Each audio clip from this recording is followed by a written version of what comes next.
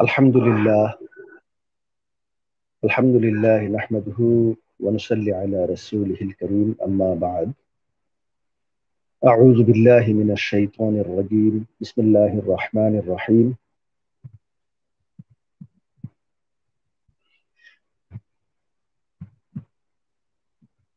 رب اشرح لي صدري ويسر لي أمري واحلل عقدة من لساني يفقه قولي اللهم نظر قلبي وزد قوة سمعي وبصري وحفظي واجعلني فوق كثير من الخلق يا رب العالمين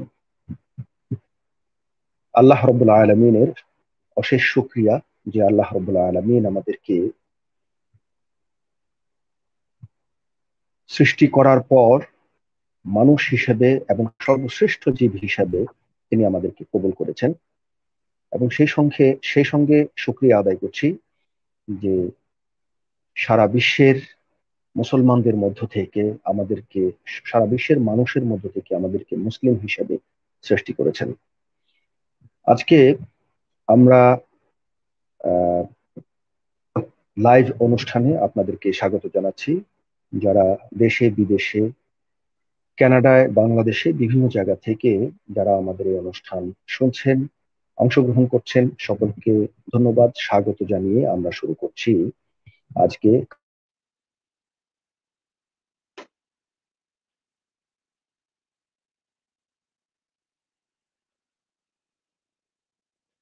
কানাডায় ইসলাম কানাডায় ইসলাম এ বিষয়ে আজকের আমাদের মাঝে মেহমান হিসেবে উপস্থিত থাকবেন শায়েখ আবু নোমান তারেক, ইমাম ও ধর্ম বিষয়ক ডিরেক্টর,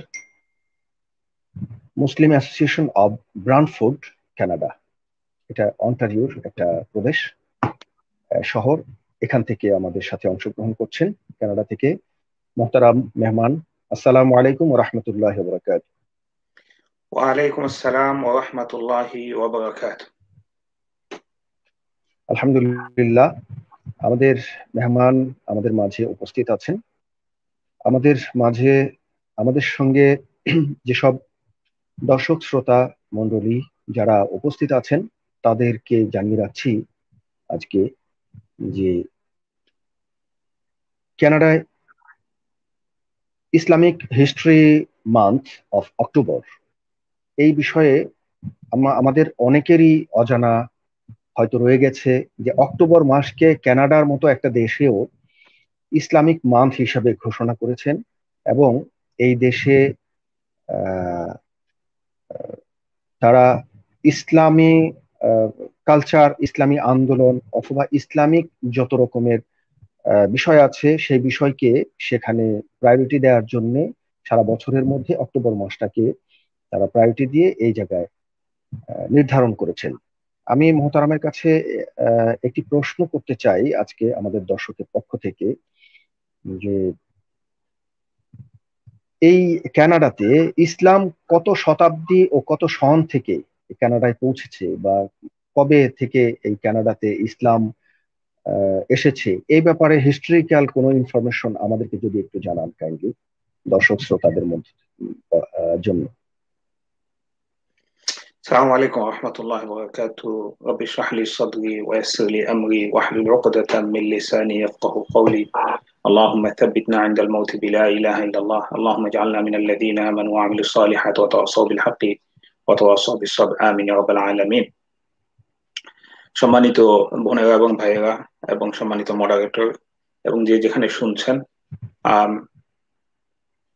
কানাডা গভর্নমেন্ট 2007 সালে এই অক্টোবর মাসকে পার্লামেন্টে ঘোষণা দিয়ে বিল পাশ করে অক্টোবর মাসকে Islamic history month of Canada নামে ঘোষণা দিয়েছে।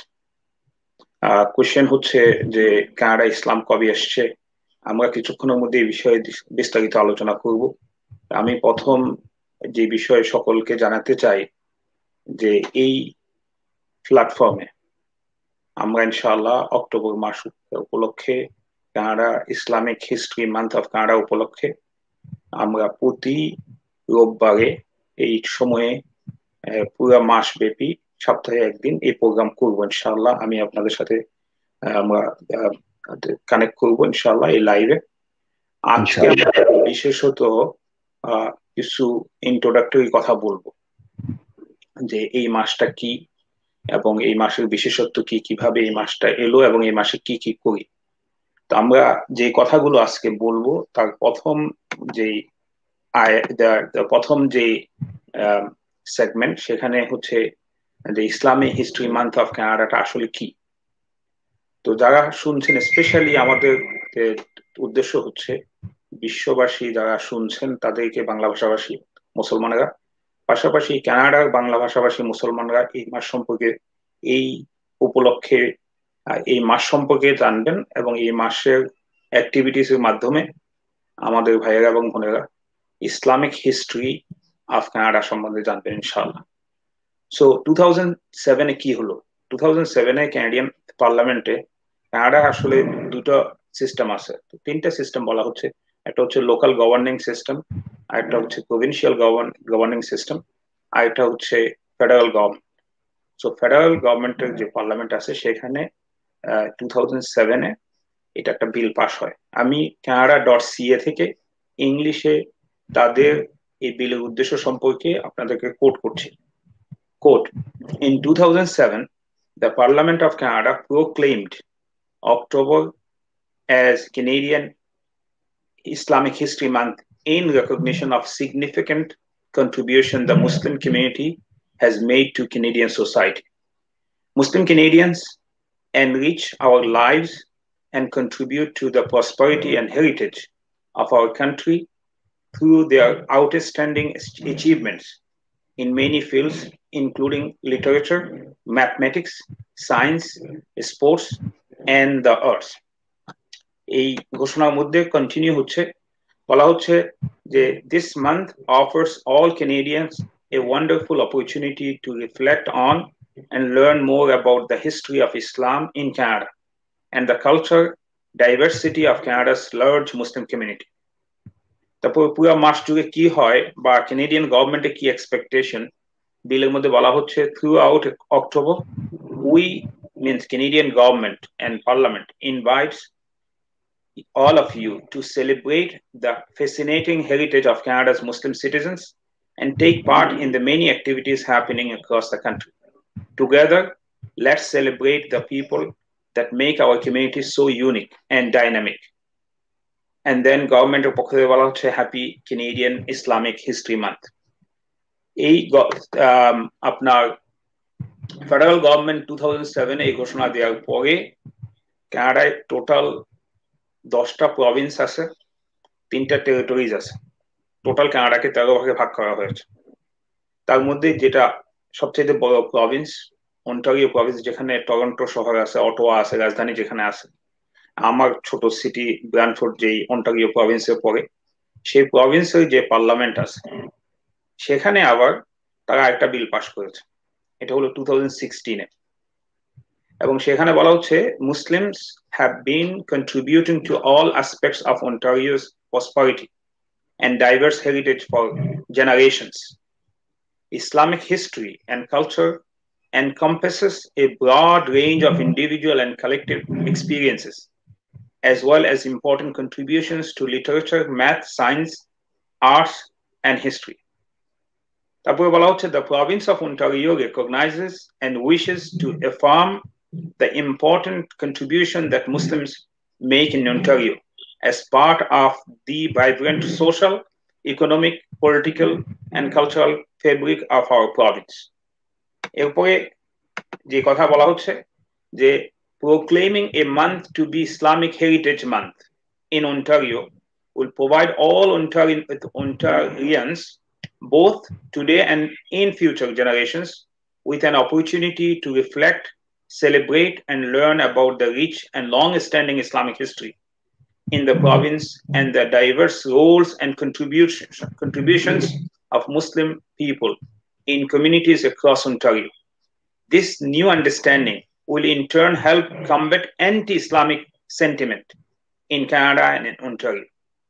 So এই দুইটা স্টেটমেন্ট থেকে আমরা যে কথাগুলো বুঝলাম সহজে হচ্ছে যে কানাডার ফেডারেল পার্লামেন্ট 2007-এ অক্টোবরকে ইসলামিক হিস্ট্রি মান্থ ঘোষণা দিয়েছে, এবং এই ইসলামিক হিস্ট্রি মান্থের মাধ্যমে আমাদের অতীত পূর্বপুরুষদের যেসব কন্ট্রিবিউশন আছে, এখনকার মুসলমানরা যা কন্ট্রিবিউট করতেছে এগুলো স্বীকৃতি দিচ্ছে, এবং এগুলো সম্পর্কে যাতে মানুষ জানতে পারে, জেনে যাতে মানুষকে ইসলামকে ভালোবাসতে পারে, ইসলাম সম্বন্ধে যেসব ভুল ধারণা আছে, ইসলাম বিদ্বেষ যাদের মধ্যে আছে সেগুলো যাতে দূর হয়, সেগুলোর জন্য এই অক্টোবরকে ইসলামিক হিস্ট্রি মান্থ ঘোষণা দিয়েছে ফেডারেল গভর্নমেন্ট সিন্স 2006। নাও 2017-এ 2017-তে অন্টারিও গভর্নমেন্ট অলমোস্ট একই কনসেপ্ট নিয়ে অন্টারিও মুসলমানদের অবদান ক্যানাডিয়ান সোসাইটিতে এগুলো স্বীকার করার জন্য নামটাকে একটু চেঞ্জ করে বলা হচ্ছে ইসলামিক হেরিটেজ মান্থ। সো দুইটা নাম, একটা হচ্ছে Islamic history month of Canada, এটা হচ্ছে ফুল কানাডার জন্য। 2006-এ এই বিলটা পাস হয়, আর 2017-এ অন্টারিও গভর্নমেন্ট আরেকটা বিল পাস করে এবং নামটা একটু চেঞ্জ করে দেয়, সেটা হচ্ছে ইসলামিক হেরিটেজ মান্থ। এই হচ্ছে যদি আমরা এই কোশ্চেন জিজ্ঞেস করি যে ইসলামিক হিস্ট্রি মান্থটা কি, এটার জবাব ইনশাআল্লাহ। ধন্যবাদ মোহতারাম, অত্যন্ত চমৎকার ভাবে আমাদেরকে বলেছেন। এই মাসে, এই ইসলামিক হিস্ট্রি মান্থ অথবা হেরিটেজ মান্থ, এই মাসে মুসলমানদের অ্যাক্টিভিটিটা কি, বা আপনাদের সেখানে মুসলমানরা কি কি ধরনের অ্যাক্টিভিটি করে থাকে, কি কি প্রচারের মাধ্যমে বা এই মাসকে উদযাপন করে থাকেন, এই ব্যাপারে আমাদেরকে কিছু কি বলবেন? জি, সো যে এই মাসে আমরা কি কি করি, আমি প্রথম প্রশ্নটাও বলেছি আমি একটু পরে আলোচনা করব, আর এই প্রশ্নটা আমি বলছি একটু পরে আমি আলোচনা করব। তার আগে আমি এই আরো দুইটা পয়েন্ট পেশ করে নিতে চাই, আমার দর্শকদের সাথে শেয়ার করে নিতে চাই। তো অনেকে জিজ্ঞেস করতে পারেন যে ওয়াই ইসলামিক হিস্ট্রি মান্থ।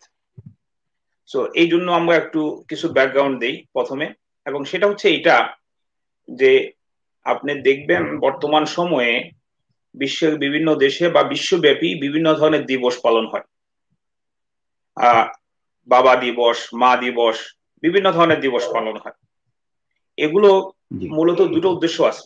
এক নম্বর উদ্দেশ্য হচ্ছে যে হয়তো এইসব বিষয়ে সচেতনতা জাগানোর জন্য, যে বিশ্ব অধিকার দিবস, বিশ্ব আবহাওয়া দিবস, এইসব খুব গুরুত্বপূর্ণ জিনিস নিয়ে একটা দিবস ঘোষণা করলে এই বিষয়ে একটু সচেতনতা তৈরি হয়।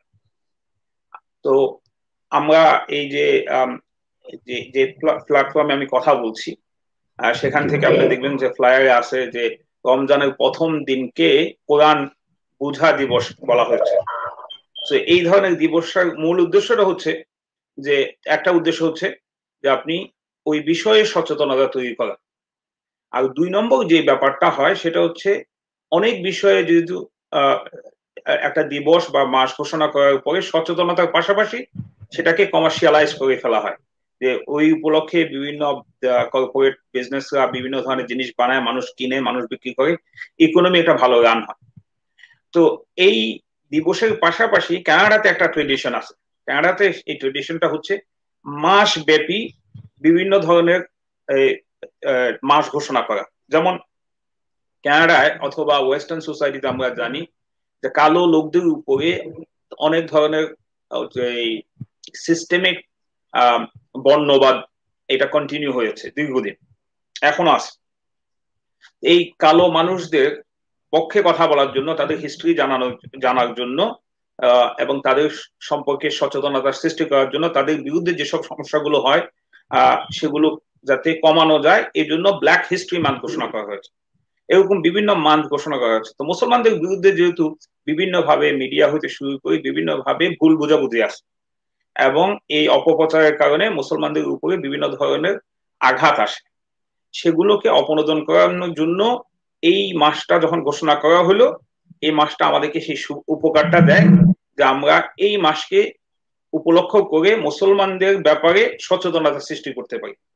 আর ইসলামিক্যালি এই মাসের গুরুত্ব কি সেটাও একটা দেখানো দরকার। তো আমরা জানি যে ইসলামে দুটা সেলিব্রেশন ছাড়া আর কোনো সেলিব্রেশন নাই।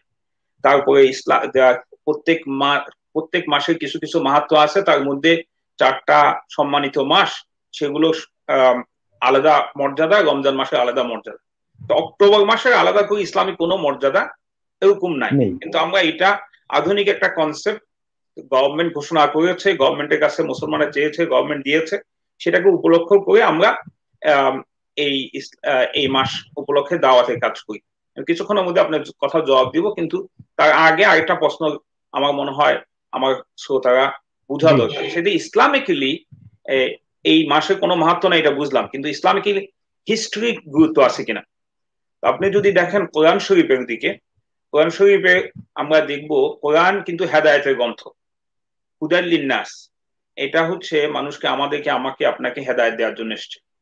কোরআন বিজ্ঞানের বই না, কোরআন ইতিহাসের বই না, কিন্তু হেদায়েত পাওয়ার জন্য, হেদায়েতের পথে আমাদেরকে নিয়ে আসার জন্য একটা মাধ্যম হিসেবে কোরআন অনেক সায়েন্টিফিক কথাবার্তা বলেছে।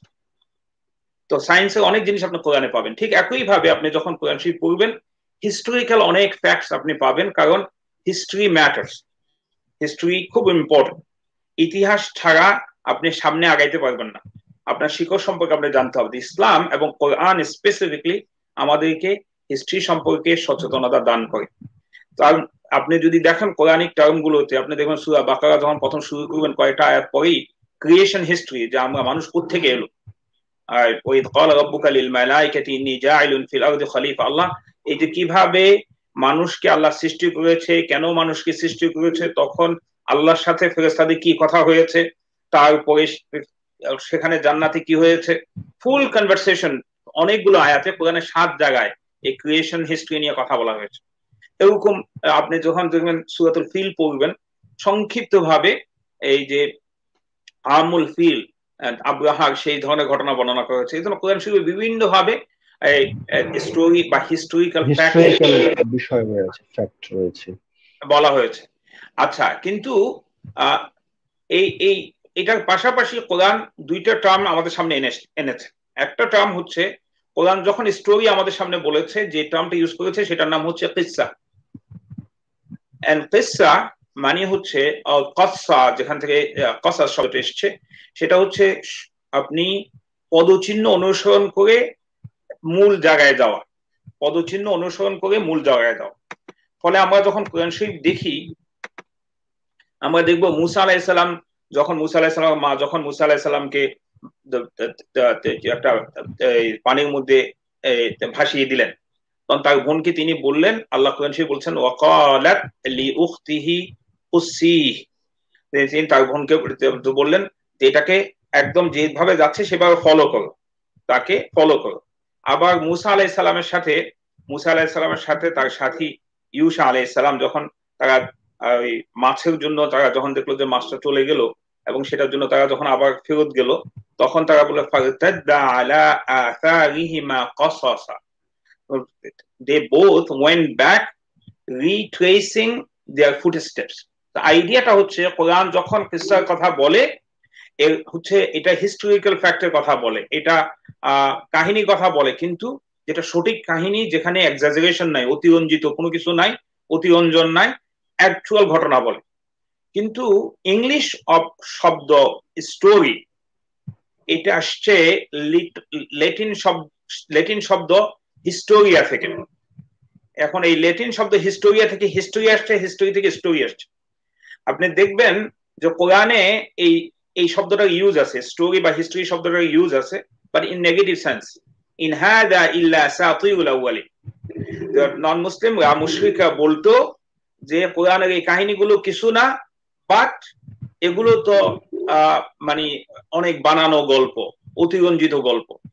তো আল্লাহ এই দুইটা জিনিস আমাদেরকে শিক্ষা দিয়েছেন কোরআন শরীফের মধ্যে, যে যখন আমরা স্টোরি বলবো, story is important, historical facts and figures আর ইম্পর্টেন্ট, আমাদেরকে বলতে হবে, কিন্তু অতিরঞ্জিত যেসব হিস্টোরির মধ্যে লাগানো হয়, হিস্টোরিকে যে চেঞ্জ করা হয়, সেগুলো আমরা বাদ দিব। তো এই জন্য সম্মানিত বোনেরা এবং ভাইয়েরা, মনে রাখতে হবে কোরআন হাদিসের পাশাপাশি, ফিকহ এবং অন্যান্য জিনিসের পাশাপাশি ইতিহাস জানা, এটা আমাদের জন্য একটা অত্যাবশ্যক দায়িত্ব, একটা মুসলমান হিসেবে আমাদের জন্য খুবই ইম্পর্টেন্ট দায়িত্ব। এই জন্য সকলে আমরা আমাদের ইতিহাস পড়বো, সিরা পড়বো। সিরা মানি আসলে ইতিহাস, আমরা মুসলমানদের ইতিহাস পড়বো, সেটাই ইতিহাস। বাংলাদেশের ভাই বোনেরা, বাংলাদেশের মুসলমানদের ইতিহাস আমাদের জানা দরকার। আমাদের বাচ্চাদেরকে বাংলাদেশের মুসলমানদের ইতিহাস জানানো দরকার। তারা যে দেশে আছেন, আমরা কানাডায় আছি এখন, কানাডায় মুসলমানদের ইতিহাস জানা দরকার। এই দুইটা পয়েন্ট আলোচনা করে আমি আমার ভাই মামুন ভাই যে প্রশ্ন করেছে সেই প্রশ্নে চলে আসছি, এবং সেটা হচ্ছে এই ইসলামিক হিস্ট্রি মানতে আমরা কি কি কাজ করি। ইসলামিক হিস্ট্রি মানতে মূলত বিভিন্ন প্রোগ্রাম হয় কানাডাতে। কি ধরনের প্রোগ্রাম হয়? সচেতনতামূলক প্রোগ্রাম হয়, শিক্ষামূলক প্রোগ্রাম হয়। একটা প্রোগ্রাম আমরা করি, অনেকগুলো মসজিদ করে, সেটা হচ্ছে আমাদের মসজিদগুলোতে ওপেন হাউস হয়। আমার মনে হয় বাংলাদেশে এটা খুব মানে ক্লিয়ার এবং খুব জনপ্রিয় কনসেপ্ট আমার জানা মত। কিন্তু যারা আমরা মুসলিম মাইনরিটি কান্ট্রিগুলোতে আছি, লাইক কানাডা,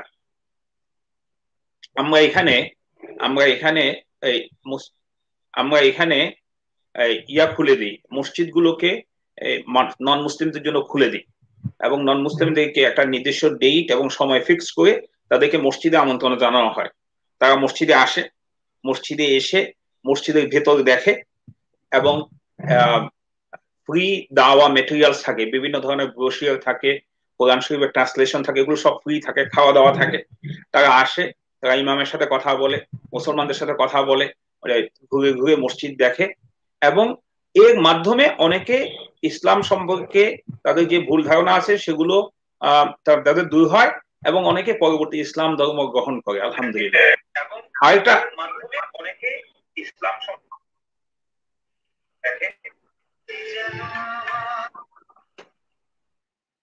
কোথাও থেকে ব্যাকগ্রাউন্ড নয়েজ আসছিল মনে হচ্ছে, এই জন্য আমি অফ করেছি। জি, সো আরেকটা জিনিস হচ্ছে আমরা এই সময় কি করি, যে বিভিন্ন শিক্ষামূলক অনলাইনে এবং ফিজিক্যালি অনেকগুলো শিক্ষামূলক প্রোগ্রাম হয়, যেখানে মুসলমানদের ইতিহাস, ঐতিহ্য, সভ্যতা, সংস্কৃতি, আমাদের অতীত নিয়ে, আমাদের বর্তমান নিয়ে কথা হয়, আমাদের সমস্যা, আমাদের সমাধান, এগুলো নিয়ে কথা হয়। মুসলমান মুসলিম নন মুসলিমের মধ্যে ভালো ইন্টারাকশন হয়, এবং এর মাধ্যমে শুধু নন মুসলিমরা না, মুসলমানরাও মুসলমানদের অতীত সম্পর্কে ভালোভাবে জানার সুযোগ পায়। আমি এই যে আজকে আমাদের এই প্রোগ্রামটা করছি, এটা সম্ভবত বিশ্ব পরিসরে অনলাইনে কানাডা ইসলাম সম্পর্কিত সর্বপ্রথম অনুষ্ঠান, সম্ভবত বাংলা ভাষায়। এবং এইটা যদি অক্টোবর কি ইসলামিক হিস্ট্রি মান্থ না বলা হতো বা না ঘোষণা করা হতো, হয়তো এই কনসেপ্ট আমরা করতাম না। তো এইভাবে করে বিভিন্ন ধরনের প্রোগ্রাম করার মাধ্যমে আমাদের মুসলমান বাচ্চা কাচ্চা, আমাদের মুসলমান বাবা মা, আমাদের মুসলমান ভাই বোনদের কাছে ইসলামের ইতিহাস তুলে ধরা হয়, আর পাশাপাশি যারা নন মুসলিম আছে তাদের কাছেও বিভিন্ন প্রোগ্রামের মাধ্যমে ইসলামের ইতিহাস, ঐতিহ্য, সৌন্দর্য, স্বকীয়তা এগুলো তুলে ধরা হয়। জাযাকাল্লাহ খাইর। আমাদের মনে হয় পরের প্রশ্ন আমরা চলে যাব। মামুন ভাই, জি আপনার আমরা পরের প্রশ্নে যাচ্ছি আপনার জন্য। প্রশ্নটা হচ্ছে যে আমাদের এই যে আলোচনাটা আপনি করলেন, history month of Canada, Islamic history of month of Canada, এতে সেন্ট্রালি কোনো কমিটি বা অর্গানাইজেশন কোনো ইভেন্ট কি এই ক্ষেত্রে রাখে, বা কোনো কার্যক্রম, কি ধরনের কার্যক্রম রাখে? So Islamic history month of Canada এটা গভর্নমেন্টের একটা অ্যানাউন্সমেন্ট, ফেডারেল গভর্নমেন্টের। তারপরে যে কোনো কেউ, কানাডায় সকল অর্গানাইজেশন তারা স্বাধীন, প্রত্যেক মসজিদ তারা স্বাধীন, তারা তাদের মতো করে বিভিন্ন প্রোগ্রাম করতে পারে। তবে এখানে একটা অর্গানাইজেশন আছে, তার নাম হচ্ছে Islamic history month of Canada, একটা অর্গানাইজেশনের নামই আছে, এবং তারা প্রতি বছর এক একটা থিম নিয়ে আসে, এবং তারা চেষ্টা করে যে কিছু গাইডলাইন দেওয়ার জন্য, এবং তারা নিজেদের উদ্যোগেও কিছু প্রোগ্রাম করে। এটা একটা সেন্ট্রাল অর্গানাইজেশন, এই অর্গানাইজেশনের নামই হচ্ছে Islamic history month of Canada. এটার পাশাপাশি লোকালি সকল মসজিদগুলো এবং এখানে যে ন্যাশনাল এবং লোকাল অর্গানাইজেশন গুলো আছে, তারা তাদের মতো করেও ইসলামিক হিস্ট্রি মান্থ পালন করে। সো কখনো এগুলো কমপ্লিমেন্টারি হয়, কখনো ইন্ডিভিজুয়াল হয়। এর পাশাপাশি কিছু কিছু সিটি আছে, যেমন কিংস্টন 2007-এ যখন সর্বপ্রথম কানাডার ফেডারেল গভর্নমেন্ট এই মাসকে অক্টোবরকে ইসলামিক হিস্ট্রি মান্থ ঘোষণা দেয়, তো ওই মাসেই কিংস্টনের সিটি আমি বলেছি তিনটা লেভেল অফ গভর্নমেন্ট আছে, একটা হচ্ছে ফেডারেল গভর্নমেন্ট, একটা হচ্ছে provincial government, then local government. কিংস্টনের সিটি অফ কিংস্টনও কিন্তু এই ইসলামিক অক্টোবরকে সিটির পক্ষ থেকে ইসলামিক হিস্ট্রি মান্থ ঘোষণা দিয়েছে। এবং এই কিংস্টনের আরেকটা বড় বৈশিষ্ট্য হচ্ছে, আমি সেখানে তাদের প্রথম ইমাম ছিলাম 2006 থেকে 2010 পর্যন্ত। সেখানে প্রতি বছর অক্টোবর 1 তারিখে এই সিটি হলকে আলোকিত করা হয় সবুজ বাতি দিয়ে, to recognize Islamic history month. এরকম বিভিন্ন সিটিতে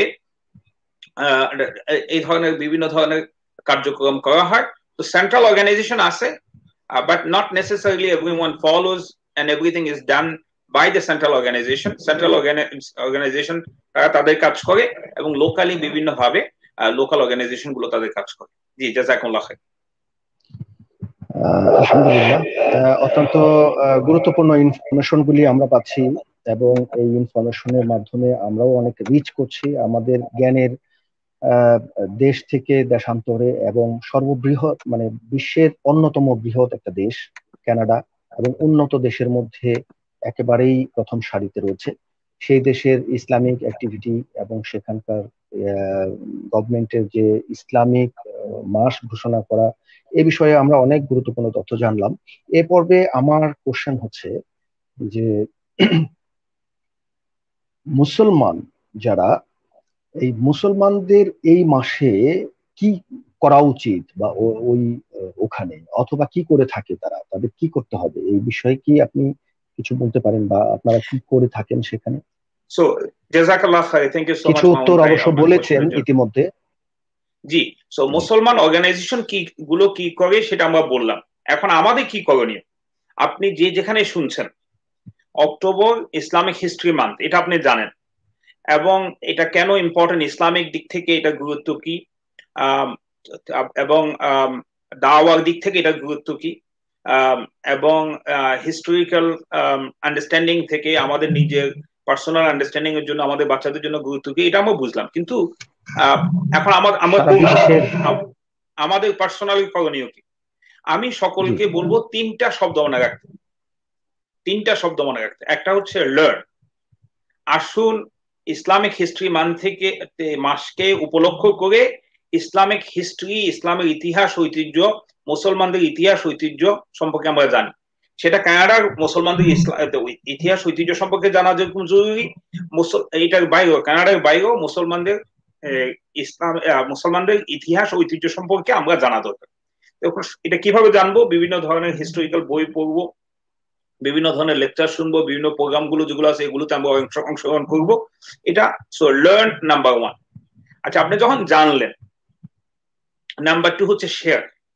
আপনি অপরের সাথে আপনি সেটা শেয়ার করবেন, অপরকে আপনি জানাবেন, নিজে জানবেন এবং জানার পরে নিজের কাছে এটা রেখে দিবেন না, অন্যের সাথে আপনি কি করবেন, সেটা শেয়ার করবেন, অন্যকে জানাবেন, রাইট?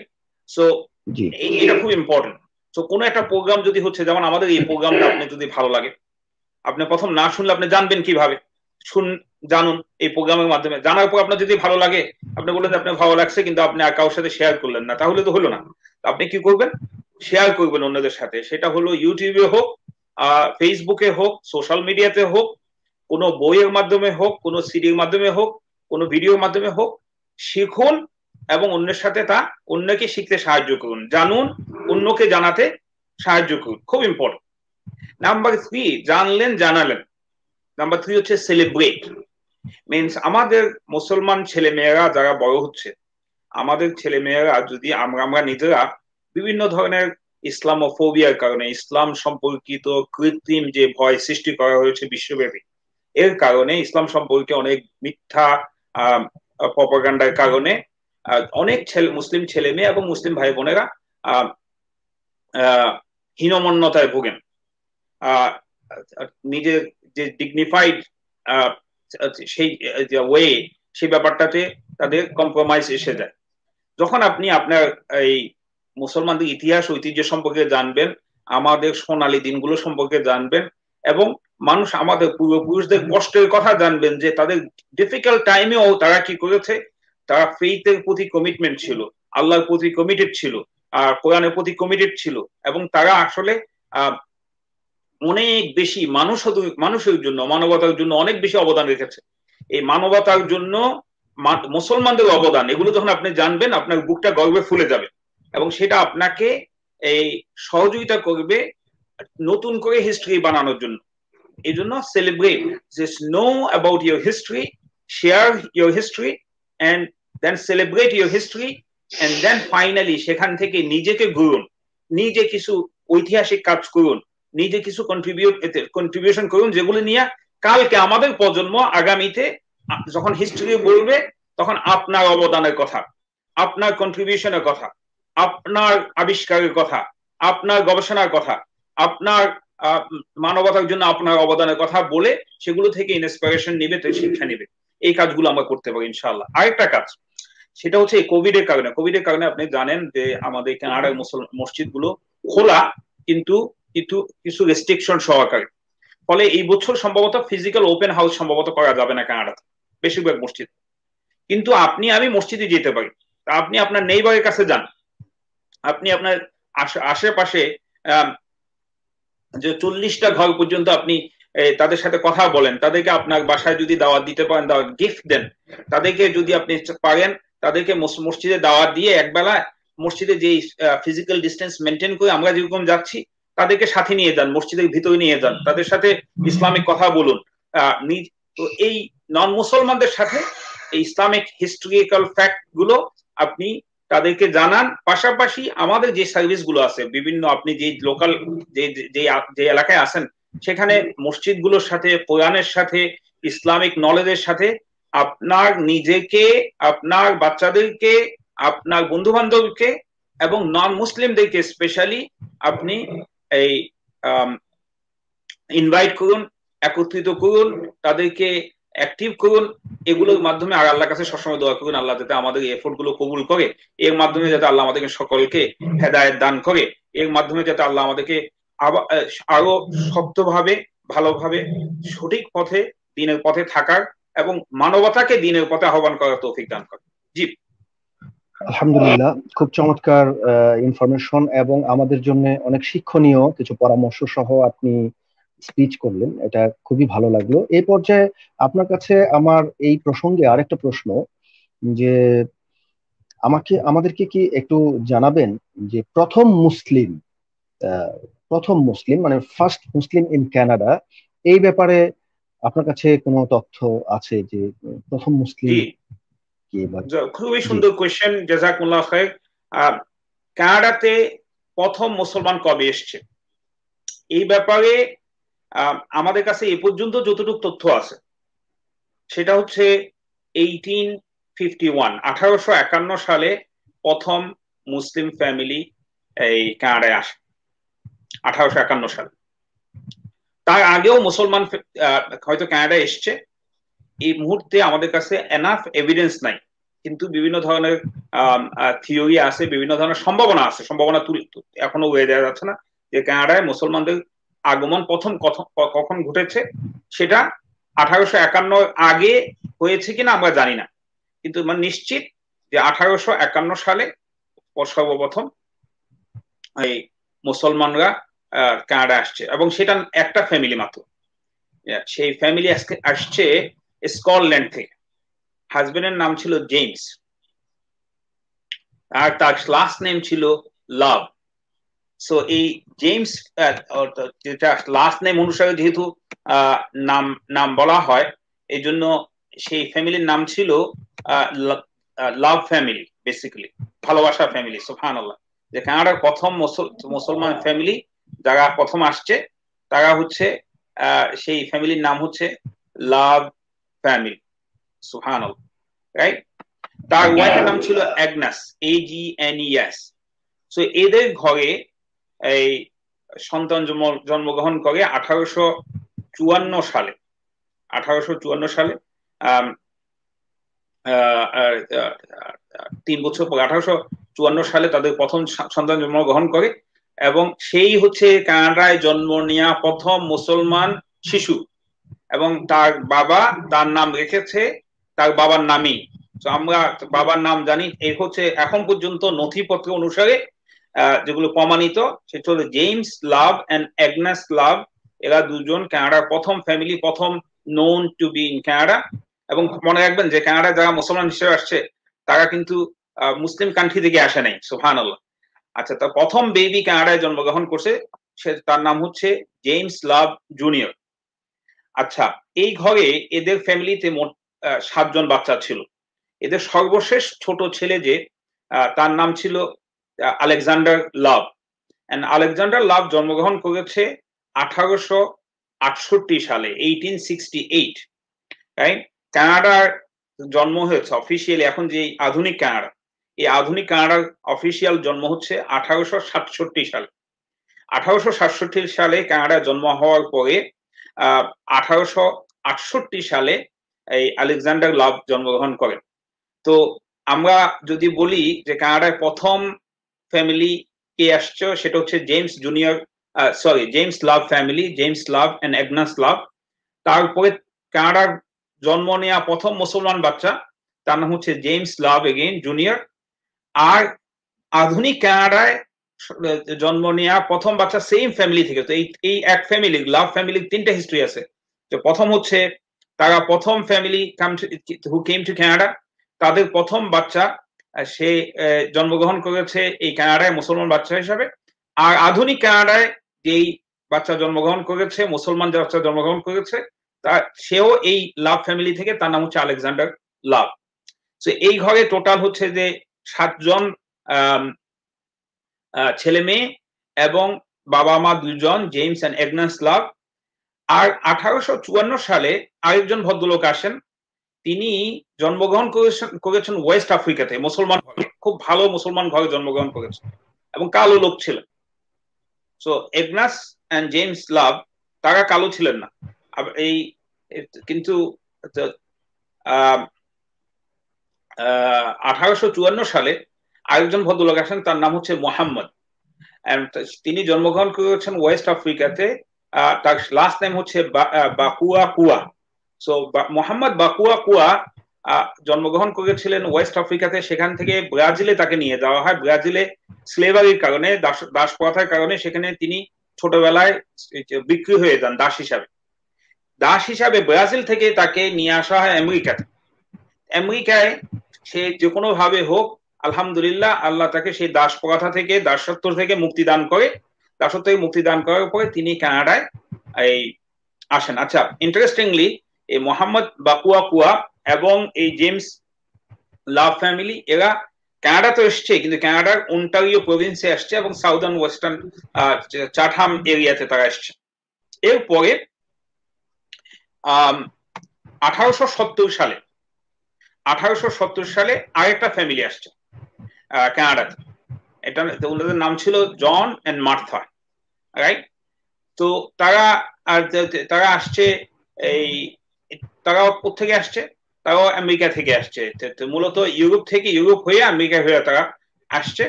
তো এই তাদের একটা বাচ্চা ছিল। তো টোটাল 1871 সালে একটা আদমশুমারি হয়। 1871 সালে একটা আদমশুমারি হয় কানাডার আর্লিয়েস্ট আদমশুমারি। এবং সেই 1871 সালে আদমশুমারি অনুসারে কানাডার জনসংখ্যা, মুসলিম জনসংখ্যা ছিল 13 জন। এবং সেই আদমশুমারি অনুসারে আমরা 13 জনের নাম জানি। 2 জন হলো জেমস লাভ এবং এগনাস লাভ, হাজবেন্ড এন্ড ওয়াইফ। তাদের 7 বাচ্চা। ছোটটার নাম হচ্ছে আলেকজান্ডার। মোহাম্মদ বাকুয়া কুয়া, যিনি ব্ল্যাক ছিলেন এবং দাস প্রথা থেকে মুক্তি পেয়ে এখানে এসেছেন।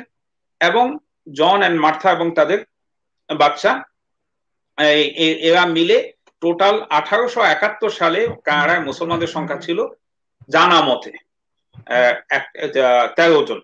এবং যারা এই আদমশুমারিতে অংশগ্রহণ করেন নাই অথবা কোনোভাবে তাদের নাম আসে নাই, সেই সম্বন্ধে আমরা জানি না। এগুলো সব জানা মতো তথ্য। এরপরে আরেকটা আদমশুমারি হয় 1901 সালে। 1901 সালে আদমশুমারি অনুসারে 1871 থেকে 1901 সাল, প্রায় 30 বছরের এই ব্যবধানে মুসলমানদের সংখ্যা বেড়ে হয়েছে 47 জন। 47 মুসলমান was there in 1901। এই হলো কানাডার মুসলমানদের জানা মতে প্রাথমিক মুসলমানরা যারা এসছে তাদের প্রাথমিক ইতিহাস। জি,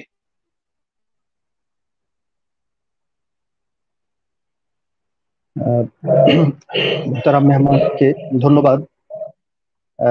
আমার কথা কি শুনতে পাচ্ছেন? আমি একটু আমি নেটওয়ার্কের শুনতে পাচ্ছি, প্রবলেম করছে এখানে। আমি শুনতে পাচ্ছি। জি। আহ, আপনি যেই জায়গায় আছেন, যেই শহরে আছেন আপনি, এই শহর সম্পর্কে একটু বলবেন যে এই শহরে আহ, মুসলমানদের মানে সম্প্রতি মুসলমানদের অবস্থা, বা কারা এই শহরে মুসলমান বা এসছে বা আছে, বসবাস করছে। জি, so আমি যে শহরে আছি এটা একটা ছোট্ট শহর, টরন্টো থেকে আম, প্রায় 1 ঘন্টার দূরত্বে। আর শহরের নাম হচ্ছে ব্রানফোর্ড, BRANTFORD। এই শহর একটা ঐতিহাসিক শহর। এই শহর এই জন্য ঐতিহাসিক, আপনারা সবাই জানেন আমরা টেলিফোন ইউজ করি, এবং এই টেলিফোন আবিষ্কার করেছেন গ্রাহাম বেল। এই গ্রাহাম বেল কিন্তু টেলিফোন আবিষ্কার করেছেন এই শহরে বসে, এবং তার বাড়ি এই এই ব্র্যান্ডফোর্ড, কানাডার অন্টারিও এই ব্র্যান্ডফোর্ড শহরে। সেটা আমার বাসা থেকে, আমরা যে জায়গায় এখন কথা বলছি এখান থেকে হয়তো 2 মিনিটের দূরত্ব। এখানে তার বাড়িটাকে এখন মিউজিয়াম হিসেবে রাখা হয়েছে। এই শহরের আরেকটা বিশেষত্ব হচ্ছে এটা অনেক পুরানো শহর, ছোট শহর কিন্তু অনেক পুরানো শহর। তো শিল্প নগরী হিসেবে আপনারা জানেন টরন্টো এবং মন্ট্রিয়াল কানাডাতে দুই প্রভিন্সে দুইটা বড় শহর হিসেবে পরিচিত। টরন্টো এবং মন্ট্রিয়াল সবাই জানেন। কিন্তু 19 শতকের প্রথমে বা 1900 শতকের প্রথমে এবং 1800 শতকের শেষের দিকে এই যে তিনটা তিনটা বড় শহর বা ছোট বড় শহর, যে আহ যেগুলো কানাডার বড় শিল্প নগরী হিসেবে পরিচিত ছিল, তার মধ্যে 1 নম্বর যদি আপনি টরন্টোকে ধরেন, 2 নম্বর যদি মন্ট্রিয়াল ধরেন, টরন্টো এবং মন্ট্রিয়ালের পরে সবচাইতে বড় শিল্প নগরী ছিল 1800 শতাব্দীর শেষ দিকে এই ব্র্যান্ডফোর্ড। এখানে শিল্প রমরমা ছিল। এই কারণে 1895 সালে আমাদের কাছে যে অফিসিয়াল ডকুমেন্ট আছে, 1895 সালে এখানকার এক ব্যবসায়ী তিনি তুরস্কে যান, তৎকালীন অটোমান আম্পায়ার এলাকায়, এবং সেখানে গিয়ে তিনি কিছু এই বৈদেশিক শ্রমিককে নিয়ে আসেন। আর বলা হয় যে এই যে এখন বিদেশের শ্রমিক আনা, বৈদেশিক মানে মাইগ্রেন্ট ওয়ার্কার যে কনসেপ্টটা, কানাডায় এটা সর্বপ্রথম এই কনসেপ্টটা নিয়ে এসছে ব্র্যান্ডফোর্ড। কারণ এই ব্র্যান্ডফোর্ডের আগে বিদেশ থেকে শ্রমিক আনা এই কনসেপ্টটা নোন ছিল না কানাডিয়ানদের কাছে। তো ভদ্রলোক ওখান থেকে যে শ্রমিকদেরকে নিয়ে আসছেন তার মধ্যে দুইটা গ্রুপ ছিল। একটা গ্রুপ ছিল লর্ডস অফ আর্মেনিয়ান এবং তারা খ্রিস্টান ছিলেন, এবং অন্যরা ছিল মুসলমান। এবং আমাদের কাছে এখন এনাফ এভিডেন্স আছে যে 19 শতকের প্রথমে 1901, 2, 3 এই সময়ে 1 থেকে 10 সালের মধ্যে, 1901 থেকে 1910 সালের মধ্যে এই ব্র্যান্ডফোর্ডে এই অনেক মুসলমান তুরস্ক থেকে এসছেন অ্যাজ এ শ্রমিক to build Canada and to build Brantford. তারা পরিবার নিয়ে আসেন নাই প্রথমে, তারা এককভাবে পুরুষরা এসছেন, যেটা নর্মালি এখন আমাদের মিডল ইস্টে অনেকে জানে এভাবে করে। তো তারা এসছেন, এবং এই সর্বপ্রথম কানাডাতে এই ব্র্যান্ডফোর্ডে যে মুসলমানদের যে জানাজা হয়, সেই জানাজা লোকাল নিউজ পেপারে পাবলিশ হয়েছে, সেই জানাজার সংবাদ, এবং সেই নিউজ যে পেপার ক্লিপ আমাদের কাছে আছে। সো ব্র্যান্ডফোর্ডে সর্বপ্রথম মুসলমানদের জানাজা হয়, ফিউনারাল হয়, বেরিয়াল হয় 1912 সালে।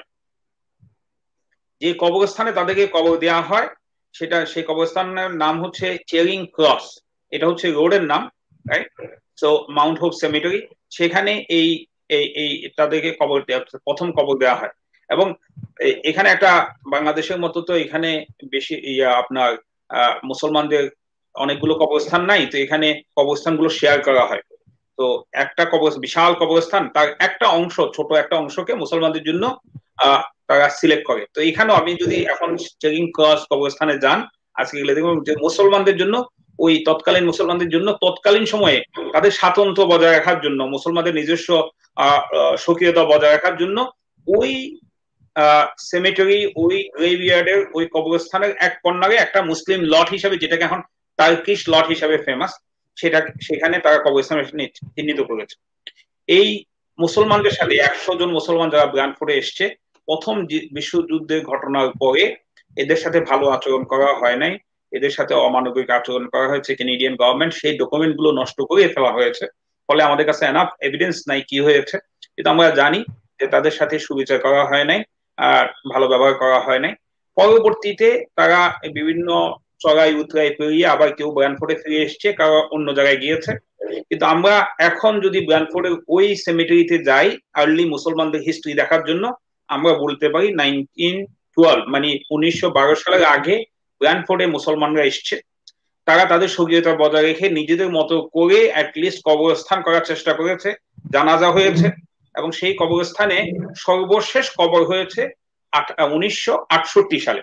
1912 সালে প্রথম কবর, 1968 সালে শেষ কবর। এরপরে আলহামদুলিল্লাহ আমাদের নতুন অধ্যায় আছে। আজকের প্রোগ্রামে আমরা শুধুমাত্র কানাডার এবং অন্টারিও এবং আমার সিটির আর্লি মুসলিমদের সম্বন্ধে আমরা কিছু আলোচনা করলাম। ইসলামিক হিস্ট্রি মান্থের ইতিহাস, কিভাবে ইসলামিক হিস্ট্রি মান্থ সূচনা হলো এবং এই মাসে আমরা কি করি, আমাদের করণীয় কি, এবং কানাডার আর্লি মুসলিমদের সম্পর্কে কিছু মৌলিক তথ্য আপনাদের কাছে শেয়ার করলাম। আগামী এপিসোড গুলোতে আমরা চেষ্টা করব অন্যান্য কথা বলার জন্য, কানাডার ইতিহাস সম্পর্কে, মুসলমানদের ইতিহাস সম্পর্কে আরো ভিন্ন দিক আপনাদেরকে তুলে দেওয়ার জন্য চেষ্টা থাকবে। জাযাকুমুল্লাহ খাইর।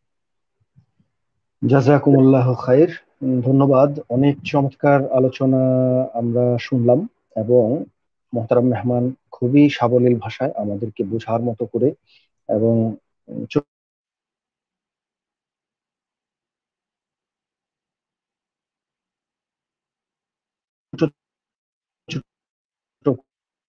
করে তারা যদি কিছু কথা বলে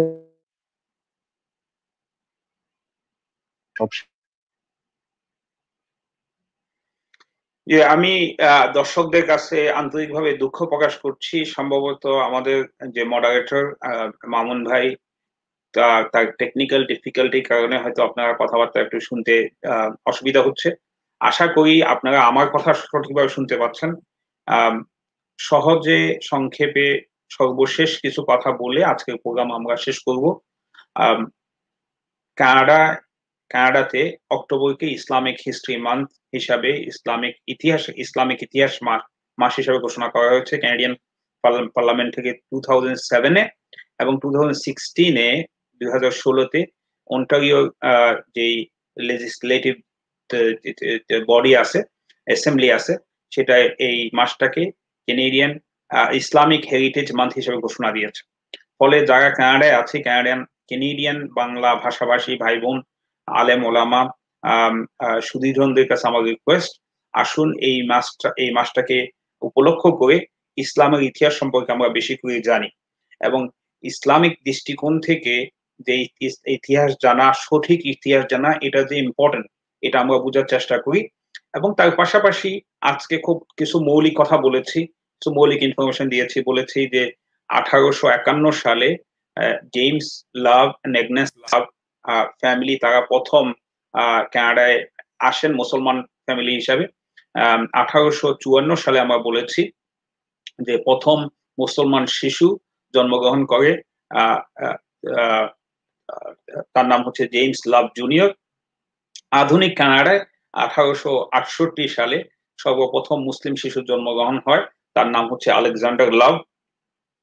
1871 সালের আদমশুমারি অনুসারে তৎকালীন সময়ে কানাডায় টোটাল মুসলিম জনসংখ্যা ছিল 13 জন। তাদের মধ্যে একজন ছিল মোহাম্মদ বাকু আকুয়া, যিনি ব্ল্যাক ছিলেন, যিনি ব্রাজিলে দাস হিসাবে বিক্রি হয়ে গিয়েছিলেন, সেখান থেকে আমেরিকা এসে সেখান থেকে আবার কানাডায় এসছেন স্বাধীন হিসাবে। আর একটা ফ্যামিলি ছিল জন এবং মার্থার ফ্যামিলি, তারাও পরবর্তী 1970 সালে কানাডায় আসেন। এই মোট 13 জন। আর 1901 সালের আদমশুমারি অনুসারে তৎকালীন সময়ে মুসলমানদের সংখ্যা ছিল কানাডায় 47 জন। ব্র্যানফোর্ডে মুসলমানরা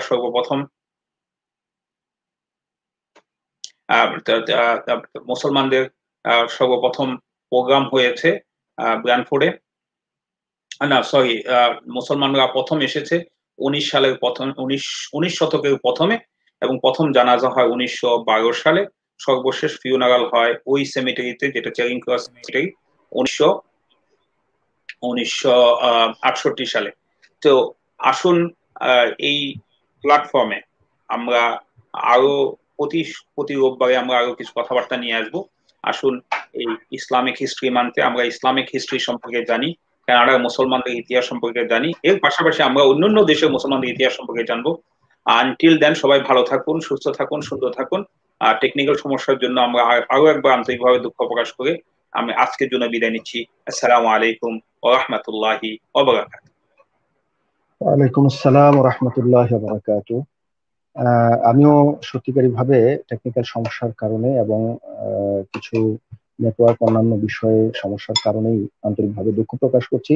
আশা করছি আগামী রবিবারে আমরা অত্যন্ত সুন্দরভাবে আপনাদের সামনে আমাদের আরো বেশি সুন্দর আলোচনা এবং সুন্দরভাবে পরিবেশন করতে পারবো, এই আশাবাদ কামনা করে এবং মোহতারাম মেহমানকে আমাদের অত্যন্ত সুন্দর পরামর্শমূলক আলোচনা রাখবার জন্য ধন্যবাদ জানিয়ে, সকল দর্শক শ্রোতাকে সকলকে ধন্যবাদ জানিয়ে আমরা আমাদের অনুষ্ঠান শেষ করছি। আসসালামু আলাইকুম ওয়া রাহমাতুল্লাহি ওয়া বারাকাতুহু।